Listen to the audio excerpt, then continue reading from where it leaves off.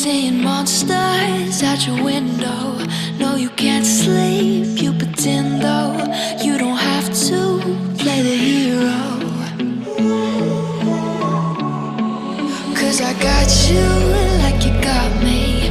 When the earth shakes, when the bombs scream, until our last breath, every heartbeat.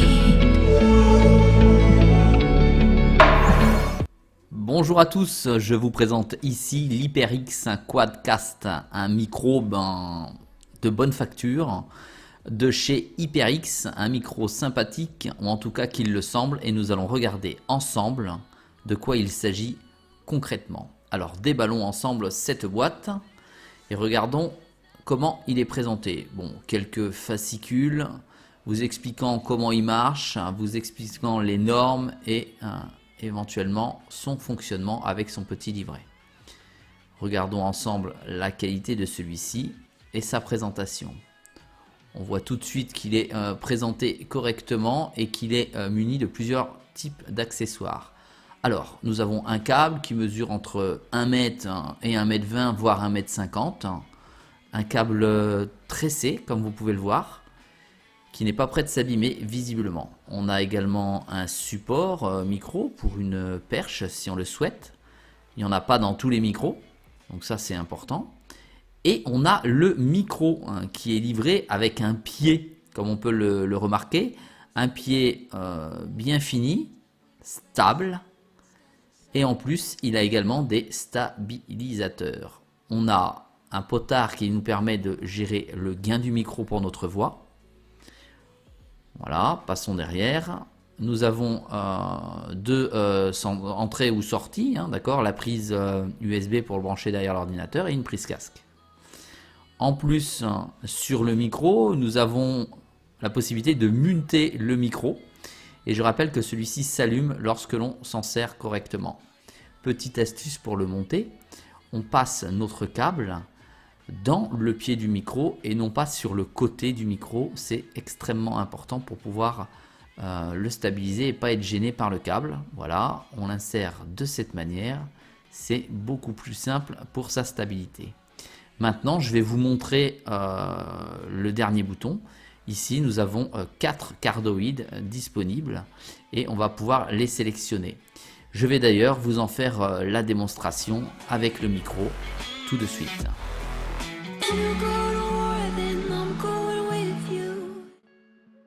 Là maintenant, je vous fais une présentation du micro. Il est tout de suite maintenant réglé ici sur stéréo. Donc on doit entendre à droite et à gauche le son.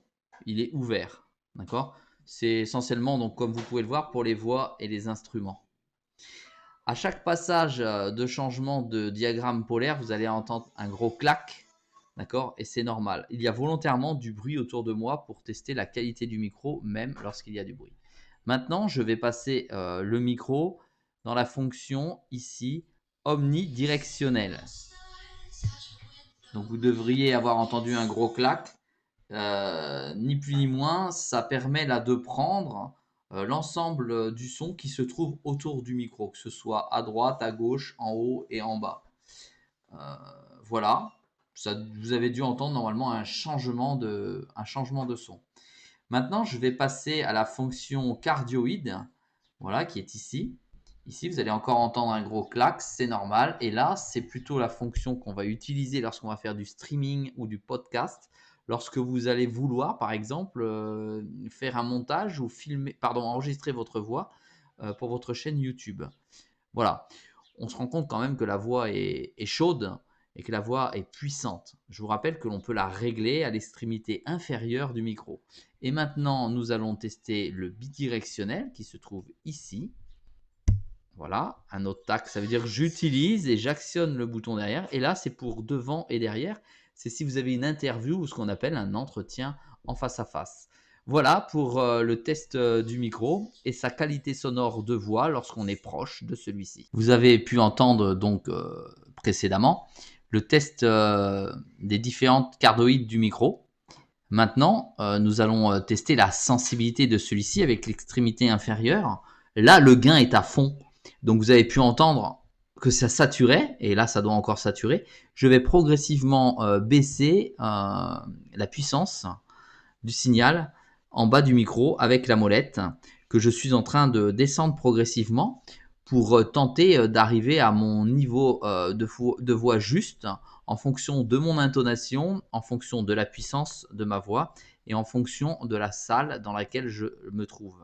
Voilà, là nous arrivons presque à la fin de la sensibilité et j'ai tenté de garder le même niveau de voix, le même débit et la même salle bien entendu. On se rend compte que celui-ci n'est pas forcément de bonne qualité lorsque je suis à 0 en sensibilité comme maintenant. Je vais donc le mettre à la sensibilité qui me semble être juste par rapport à ma voix et à ma salle. Voilà, et là je pense que vous m'entendiez bien mieux avec plus de chaleur dans la voix.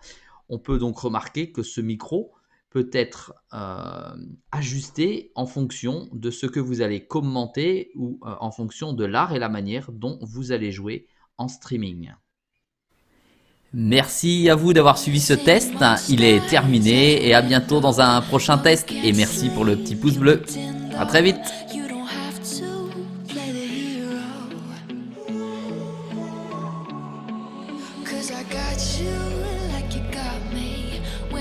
Shakes when the bombs scream until our last breath, every heartbeat.